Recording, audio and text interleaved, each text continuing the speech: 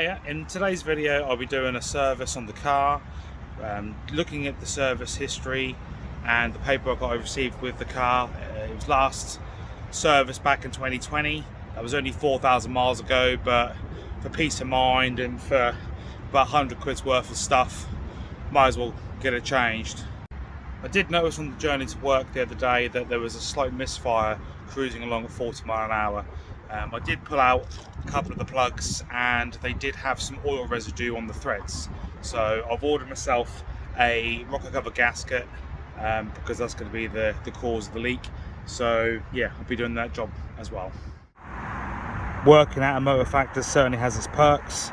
So I've got access to quite a lot of brands and different qualities of filters and whatnot. So I'll be going with the Bosch oil and air filter. I've got a replacement sump plug washer from MX5 parts, the correct NGK spark plugs, a BG Automotive rocker cover gasket. I would have preferred ADL blueprint, but I couldn't get one.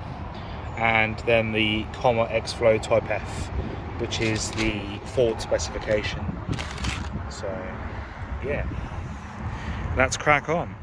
Having spent no time underneath the front of the car, so this is all new to me. So there's a couple of covers underneath which pivot on a screw, but for some reason this one just pulls straight off. So that's access to the sun plug, and from what I can understand, the oil filter is somewhere around here.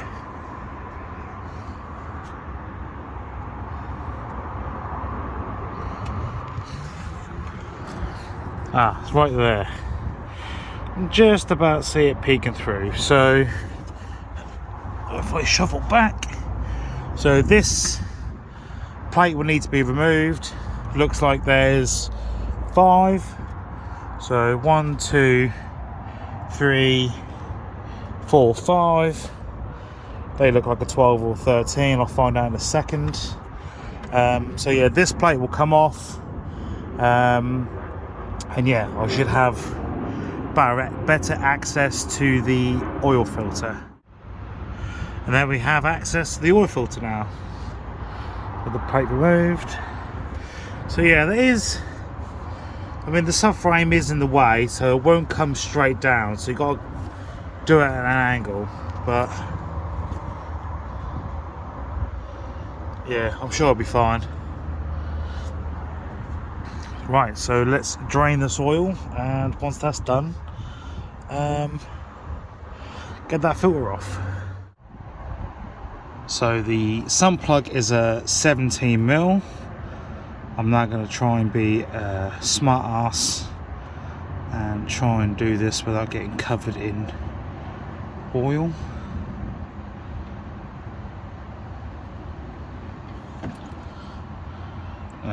Didn't really work, did it? Never mind. Right, so I let that drain, and while I'm waiting, I might as well change the air filter. Changing the air filter is dead simple. So just got to release these 2 clips, and you should be able to push it back far enough just to pull the filter out. Obviously easy with 2 hands. So that's the state of mine. Probably could get away with just tapping it, getting the loose stuff out, but I know it's not just the larger particles that are going to cause the issues, it's the tiny ones inside. So for the sake of changing it, you may as well. So with the oil drained, the original sun plug removed because it was stuck to the sun plug cleaned up with some brake cleaner, new seal put on, and is now refitted. Moving on to the oil filter. So I normally use a metal band type removal tool, but this time I've gone with a 76mm 14 flute tool made by Laser. So this fits on the filter here. I have found out that the new Bosch filter is 76mm 12 flute. So I've got one of these tools on order ready to remove the Bosch filter for next time, even though it should technically come off a lot easier, but yeah, you never know. So I've got a universal joint on the end of the tool, a short extension, well I say short, an extension bar, then the ratchet, and then it should start turning. Yeah, I can't do this with one hand. Bear with me. So that's now cracked off.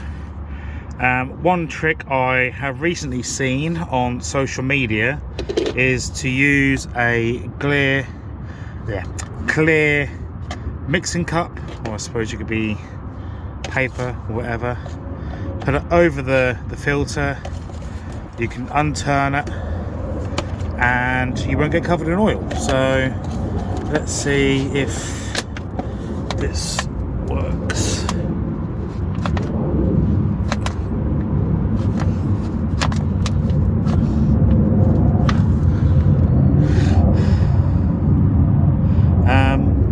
Yeah, it's a little bit too tight, so bear with me.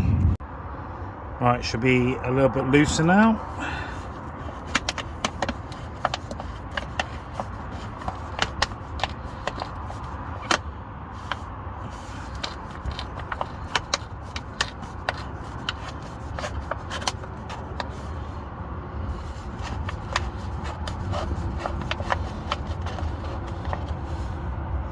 Oh no, that didn't really work because it's still pissing out with oil. So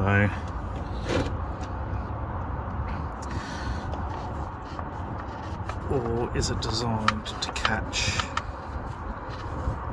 most of the oil?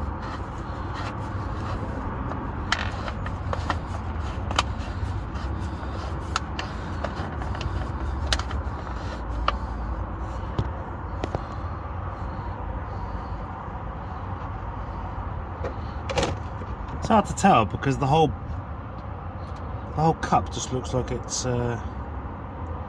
full, so not entirely sure. Let's move this container around. It might have caught it all, but I suppose the next challenge is getting the cup and the filter out.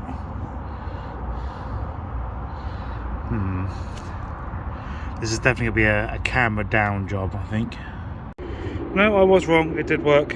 So most, you can see it's about, I don't know, halfway up the filter. So yeah, if you've got the space, do it. It's a little bit awkward, but I saved oil getting everywhere. So yeah, I'll clean up the area and get the new filter on. And there we have it, all done. A smear of oil on the seal on the new filter.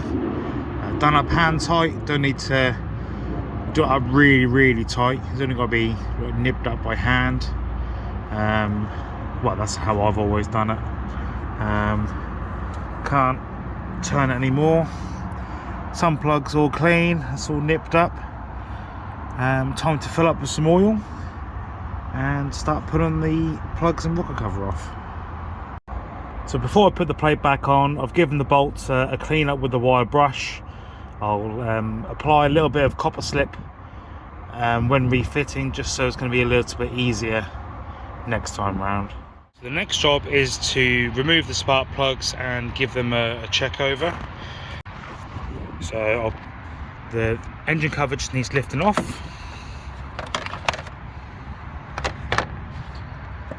See them there. So this end one looks like this brace will need to come off. So let's get started.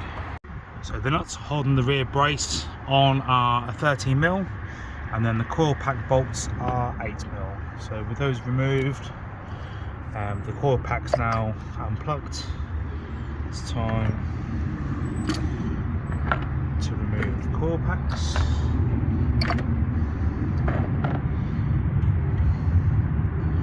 And let's remove the spark plugs. I believe these are a 16mm. So that's the plugs now removed.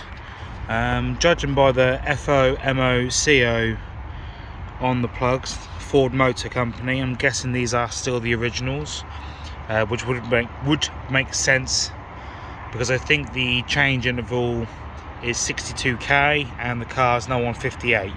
So yeah, now coming towards the end of their life, so yeah, again, may as well replace them for new ones. So they do,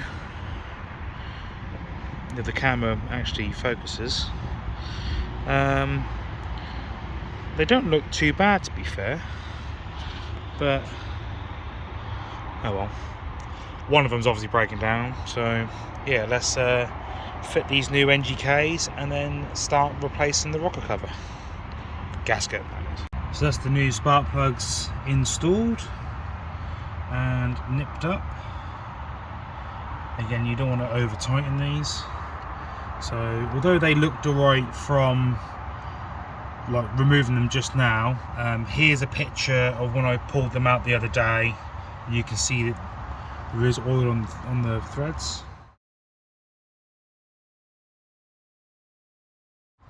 So now it's time to remove the rocker cover. So there's 1, 2, 3, 4, 5, 6, 7, 8, 9, 10, 11, 12. I can see 12, but there may be some more. There's probably a couple hidden at the back. So I'll start by removing the dipstick, removing this breather and the sensor on top, and work my way around. I think there is a proper tool to undo these clips, but I'll just put a flathead screwdriver either side and prise that green part outwards, and pulled out, and then that can just rotate over. These clips holding the wiring on, I started to prise from the bottom, and as I was wiggling it up, it actually released the actual cable tie connector. So there's 3 of those. This one actually pulled out, and then this that holds the breather on, that just unscrews like so.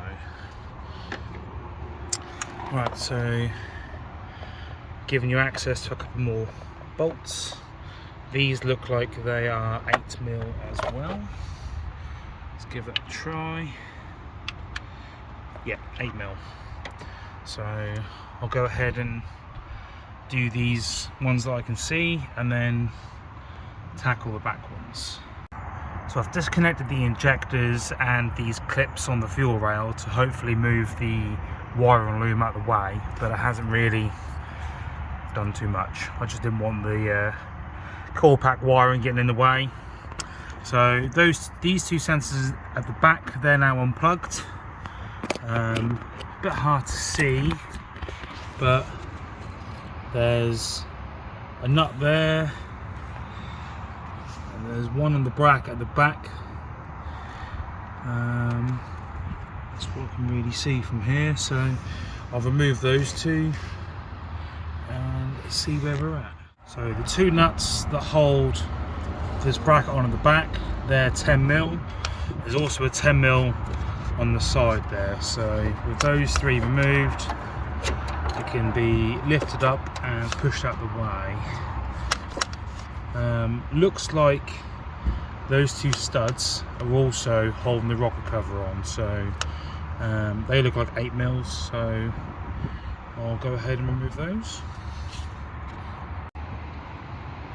Right, so that should be all of the bolts now loosened. So I did notice that they don't actually pull through. So there's obviously something on the shaft of the bolt to stop it, or something on the collar, I'm not too sure, but that's on there rather well. So I think I need a little bit of a brute force wiggle and it should release. And there we have it, the rocker cover is now off. So next thing to do is to clean the surface where the gasket would make a seal against the block, making sure that's clean and contaminant free, making sure not to push any dirt or anything to inside. because obviously you don't want that to happen. And then I'll move over to the rocker cover itself.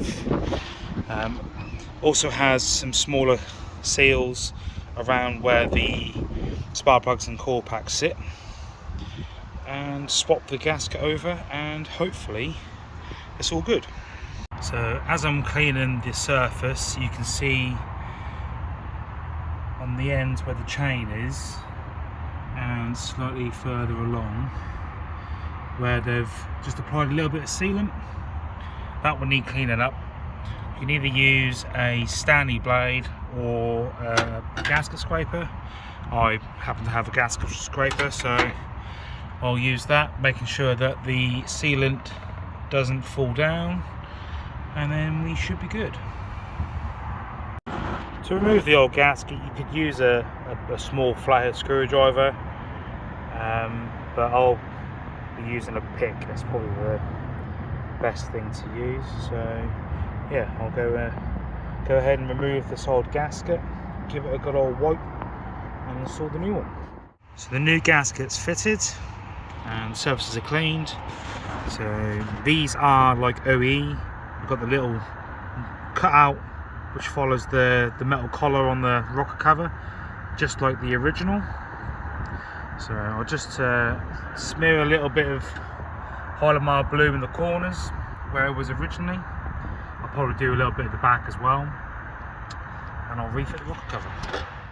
So I've got the rocker cover back on. Now it's time to tighten them up.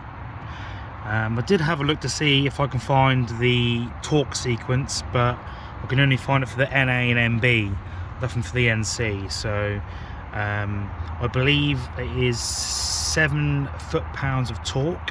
Unfortunately, I don't have a torque wrench that goes down that far. I do have one at work, so what I'll have to do is just nip them up by hand, because I think 7 foot-pounds is round about like hand tight anyway, or just under hand tight. So yeah, I'll just be very careful doing this, and I'll check it when I'm back at work. So I'll start off from the center. I'll do these two first, and then I'll go opposites around the edge so it gets an even tightness, I think that's what you'd say. So so it's yeah, so it's down evenly rather than going one side first then the other, then it may not seal right. So I'll go ahead and do that, reattach the bracket at the back, and start putting the coil packs back on. And there we have it all back together. So quite an easy job, to be fair. As long as you take your time, you'll be alright. Thanks for watching.